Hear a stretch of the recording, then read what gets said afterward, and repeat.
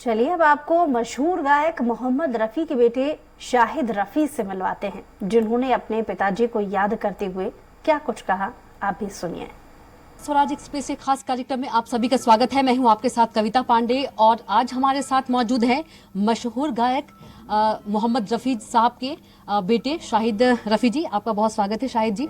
जी शाहिद जी, रफ़ी साहब जी की बात करें तो रफ़ी साहब जी के गीत आज भी सुने जाते हैं, गाए जाते हैं। नए गायकों के लिए रफ़ी साहब जी जो हैं वो आदर्श के रूप में हैं। पूरा संगीत जगत जो है इस महान फनकार को याद करता है, उनकी कमी महसूस करता है। जाहिर तौर से बात है कि आप उनके बेटे हैं तो आप भी उनकी कमी महसूस करते होंगे, लेकिन एक गायक के तौर पर आप उनकी कमी कैसे महसूस करते हैं?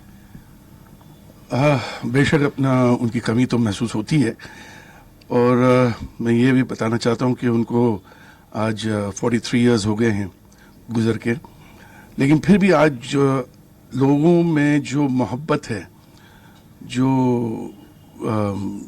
वो जज्बा है मेरे वालिद साहब के लिए, मैं बोलता हूँ कि अपना दिन पे दिन बढ़ती जा रही है।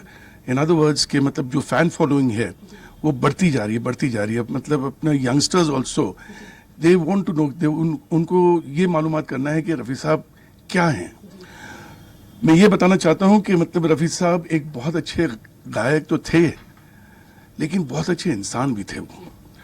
और लोग, मैं सुनता हूँ लोगों से कि यार रफ़ी साहब ऐसे थे, रफ़ी साहब ऐसे थे, तो अब्बा खुद कहते थे कि ये सब चीज़ें जो हैं ये सब मुझे अल्लाह की देन है, ये ऊपर वाली की देन है, मेरी कोई औकात नहीं है, ये जो भी कुछ करवाता है ये ऊपर वाला करवाता है, और ये हकीकत है। वो खुद कहते थे कि मुझे अल्लाह की देन है, मुझे ऊपर वाले की देन है। तो जो इज्जत, जो रिस्पेक्ट और जो चीज़ मिली है अब्बा को, वो कोई विरासत में नहीं मिली। उनकी मेहनत बेशक अपने ऊपर वाले की देन थी उनको, और उनकी मेहनत थी। तो लोग, यही वजह थी कि मतलब वो इतने नरम दिल के इंसान थे, कभी अपना बात भी करते थे तो अपना, हम लोग बल्कि घर के अंदर हम लोगों को कान लगाना पड़ता था कि अब्बा आपने क्या कहा है। तो इतने सॉफ्ट बात करते थे और इतना मतलब वो अपने काम से मतलब रखते थे, अपने काम से और अपने घर से। उनको सोशलाइजिंग कभी नहीं करते थे वो, I mean he was not interested in socialising. तो इसी वजह से मतलब वो ऐसे थे कि मतलब काम ख़त्म हुआ तो सीधा घर पे आना अपने फैमिली के साथ। तो उनकी ये बातें, और वो बड़े दयालु थे। मतलब मैं कैसे बताऊं कि मतलब अपना ही वॉज अ वेरी दयावान जैसे किस्म के इंसान थे वो, कि कुछ भी होता था उनके घर से कभी कोई खाली हाथ नहीं गया। और ये हकीकत है कि अपने वाक़े में ऊपर वाले ने उनको ऐसी इज्जत बख्शी थी और ऐसा अपना उनको नवाजा था कि मैं समझता हूँ कि कई सालों तक उनको कोई भुला नहीं पाएगा, शायद कभी नहीं भुला पाएगा। जी बिल्कुल। क्योंकि आज भी यदि हम देखें तो सबसे पहले यदि हम पुराने गीतों की बात करते हैं तो मोहम्मद रफ़ी साहब जी का जो नाम है सबसे पहले याद आता है। जी बिल्कुल, ये बात तो सही है, क्योंकि मैं एक ही चीज़ बोलता हूँ कि रफ़ी साहब was an institute in the industry way singing is concern. एक वो इंस्टीट्यूट थे। तो मैं जो नए सिंगर्स हैं ये सब, मैं यही बोलूँगा कि उनकी चीज़ें कोशिश करो, आप अपने अंदाज में गाइए, अपनी आवाज़ में गाइए, लेकिन उनको कोशिश करिए कि मतलब वो मतलब ये चीज़ें कैसे निकालते थे अपनी आवाज़ में, अपनी हरकतें जो भी है। तो he was an institute, Rafi साहब वॉज एन इंस्टीट्यूट। यदि शाहिद रफ़ी जी की बात करें, उनकी कितनी रुचि है गायन क्षेत्र में? नहीं, जहाँ तक प्लेबैक सिंगिंग है ये तो हम अब्बा ने अपना बहुत दूर रखा था हम लोगों को। बोलते थे कि अपने जो भी करना है बिजनेस करो, लेकिन इंडस्ट्री में आने की ज़रूरत नहीं है तुम लोग को। अगर आना है तो या तो मेरे बराबर आओ या तो मेरे से बढ़कर आओ। तो वैसे बाप तो बाप ही होता है। बिल्कुल, इसी पर एक सवाल है कि आमतौर पर यह अपेक्षा की जाती है कि पुत्र भी पिता की तरह प्रतिभाशाली हो, तो इसकी हाँ, लेकिन कभी कोशिश नहीं किया, क्योंकि अपना, जैसे मैंने पहले ही कहा था आपसे कि मतलब ये कोई विरासत में नहीं मिला था अब्बा को, कि मतलब उनके ख़ानदान में कोई अपना गायक है या कोई ऐसा कुछ नहीं था। उनको खुद को शौक़ था, वो शौक़ उन्होंने अपने आप में डाल दिया और वो आगे बढ़े, उन्होंने मेहनत की, उन्होंने सीखा, तो वो फल मिला, ऊपर वाले ने दिया उनको। और बाकायदा अपना उनको वाकई में अल्लाह ताला की तरफ से ये था, क्योंकि कभी भी रिकॉर्डिंग में जाते थे तो सिंगर हमेशा रिकॉर्डिंग के बाद सुनता था अपने कि मतलब बराबर हुआ, तो पूछते थे वो कि मैंने बराबर गाया, अच्छा लगा, ये सब। तो अंदर से अपना जब भी कोई भी आता था बोलते वाह रफी साहब आपने बहुत अच्छा, इशारा करते थे। मैं नहीं हूं कुछ, ये कराने वाला ऊपर बैठा है, अल्लाह ताला ने, वो मेरी औकात ही नहीं है। वो कहते थे कि मेरी कोई औकात नहीं है, सब कराने वाला ऊपर वाला है। तो he was a very God fearing person, बहुत ही, और जैसे मैंने कहा कि दयालु थे और दयावान थे।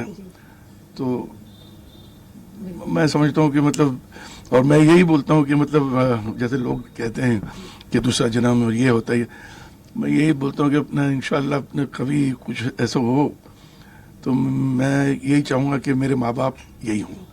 यदि रफ़ी साहब की गाने की बात करें तो आपके फेवरेट गाने कौन से हैं उनके, जो आप हमेशा गुनगुनाते हो और अपने? जी, मैं बताऊं आपको कि मैं तो ये नहीं बता सकता कि मेरा फेवरेट गाना कौन सा है, क्योंकि सब गाने उनके अच्छे। आप ये कोई भी नहीं बता सकता कि रफ़ी साहब ने ये गाना अच्छा नहीं गाया, रफ़ी साहब ने ये गाना अच्छा नहीं गाया, कोई बता ही नहीं सकता। तो हर गाने उनके अपना लाजवाब है। तो it is a very difficult question. लेकिन मैं एक चीज़ बता सकता हूँ कि रफ़ी साहब की जो फेवरेट है, लेकिन वो फेवरेट मैं समझता हूं कि वो शायद फेवरेट हो सकता है अब्बा का। अब्बा ने कभी अपने मुंह से नहीं कहा कि ये मेरे फेवरेट गाने हैं, क्योंकि 79 की बात कर रहा हूं मैं। अब्बा के माशाल्लाह से करीब 16 से 17 शोज थे अमेरिका में, और अपना करीब 6 से 7 शोज थे कनाडा में, और 6 से 7 शोज अपना यूरोप में थे। वो पूरा टूर मैं किया था साथ में अब्बा के साथ। तो उस टाइम पे मैंने एक चीज नोटिस किया कि पब्लिक से फरमाइश आए या ना आए, लेकिन 3 गाना अब्बा अपना गाते जरूर थे। वो बगैर फरमाइश के भी गा देते थे और फरमाइश आते तो गाते ही गाते थे। लेकिन कौन से गाने थे और आप गुनगुना दीजिए प्लीज। वो तो बहुत ही मुश्किल है वो गाना। एक तो ओ दुनिया के रखवाले, दूसरा अपना सुहानी रात ढल चुकी, और तीसरा था मधुबन में राधिका नाचे रे। ये 3 गाने अब्बा हमेशा गाते थे। तो इसीलिए अपना मैं समझता हूँ, ये नहीं कि अपना अब्बा ने कहा, क्योंकि अब्बा कभी नहीं कहते थे कि मुझे ये गाना अच्छा है, ये गाना जो भी अच्छा, वो मतलब किसी को अपने ये नहीं कहते थे। वो तो ये मानते थे कि मैंने जो सीखा वो तो सीखा, लेकिन मेरे उस्ताद जो भी गाना मुझे सिखाता है वो मेरे उस्ताद है। कहने का मतलब हर म्यूजिक डायरेक्टर उनसे जो छोटे से भी छोटा होता है तो उनको भी अपने वो उस्ताद, क्योंकि वो गाना सिखा रहे हैं मुझे, जो सिखाने वाला तो वो हमेशा उस्ताद ही रहेगा। तो वो वैसा मानते थे वो। तो उन्होंने अपने मुंह से तो नहीं कहा, लेकिन मैं समझता हूँ कि शायद हो सकता है ये अब्बा का फेवरेट गाने होंगे ये 3। तो कैसा लगता है जब शाहिद रफ़ी जी को कहते हैं कि मोहम्मद रफ़ी साहब के बेटे हैं? देखिए, मैं तो अल्लाह का शुक्र करता हूँ कि मुझे इस खानदान में पैदा किया है, and I am really blessed, and Allah का लाख लाख करम है कि मतलब मुझे ऐसे माँ बाप मिले। क्योंकि जब अब्बा हयात थे, आपको सही बताऊं, सिर्फ मैं नहीं, मैं मेरे पूरे फैमिली, मैं अपने भाई बहनों की बात कर रहा हूँ, हम लोग सब अब्बा को वो नज़र से कभी नहीं देखे कि वो अपने एक बहुत बड़े अपना सिंगर हैं। हमेशा अपना एक बाप की तरह उनको देखा है। हमको तो ये महसूस, ये एहसास कब हुआ? जब उनके जाने के बाद।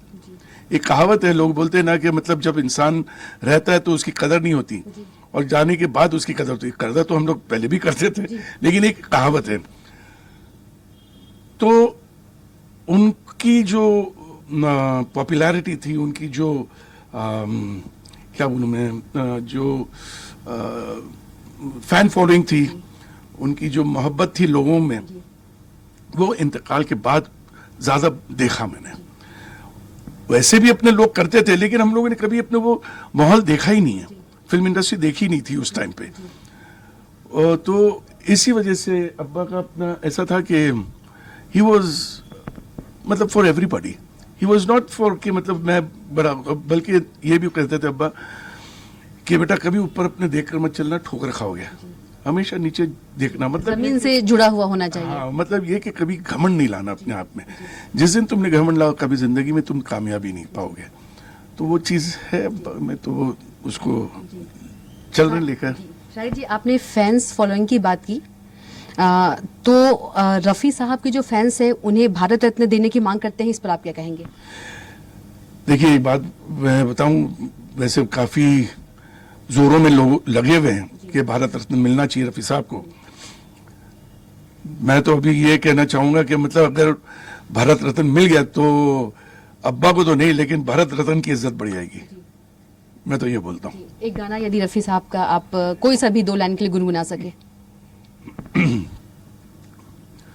अरे बहुत मुश्किल है अभी। सुहानी रात ढल चुकी, ना जाने तुम कब आओगे। सुहानी रात ढल चुकी, ना जाने तुम कब आओगे। जहाँ की रुत बदल चुकी,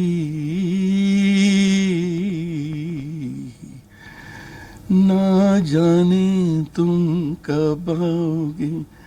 सुहानी रात ढल चुकी, ना जाने तुम कब आओगे।